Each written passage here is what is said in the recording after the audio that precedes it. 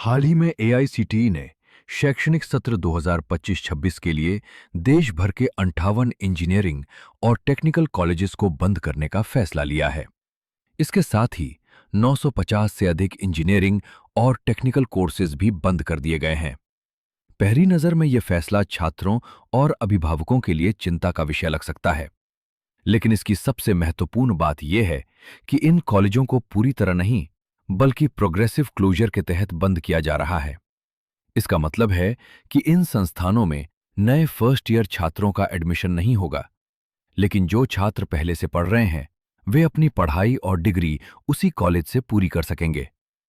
AICTE का कहना है कि यह कदम टेक्निकल एजुकेशन की गुणवत्ता बनाए रखने के लिए उठाया गया है।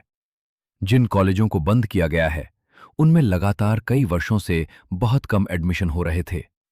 कई संस्थान आवश्यक संख्या में योग्य फैकल्टी उपलब्ध नहीं करा पा रहे थे और कई कॉलेज एआईसीटीई के तय इंफ्रास्ट्रक्चर तथा एकेडमिक नॉर्म्स को पूरा नहीं कर रहे थे।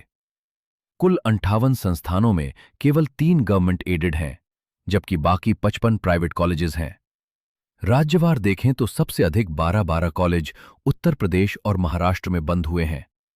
इसके बाद मध्य प्रदेश में 8, तेलंगाना और पंजाब में 4-4, आंध्र प्रदेश और राजस्थान में 3-3, गुजरात, कर्नाटक और तमिलनाडु में 2-2 तथा हरियाणा, ओडिशा, उत्तराखंड और पश्चिम बंगाल में 1-1 कॉलेज बंद किए गए हैं।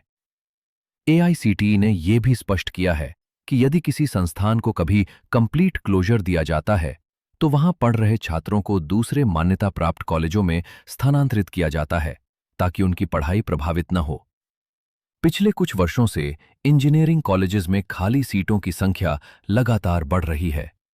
इसका एक कारण इंडस्ट्री की जरूरतों के अनुसार कोर्सेज को समय पर अपडेट न कर पाना भी माना जा रहा है, जिससे प्लेसमेंट प्रभावित हुए और नए छात्रों की रुचि कम होती गई। यही वजह है कि एआईसीटीई लगातार ऐसे संस्थानों की समीक्षा कर रहा है जो तय मानकों पर खरे नहीं उतर रहे।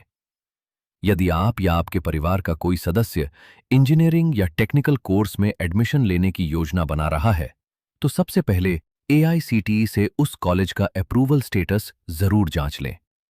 इससे यह सुनिश्चित होगा कि जिस संस्थान में एडमिशन लिया जा रहा है वह मान्यता प्राप्त है और भविष्य में किसी तरह की परेशानी का सामना नहीं करना पड़ेगा।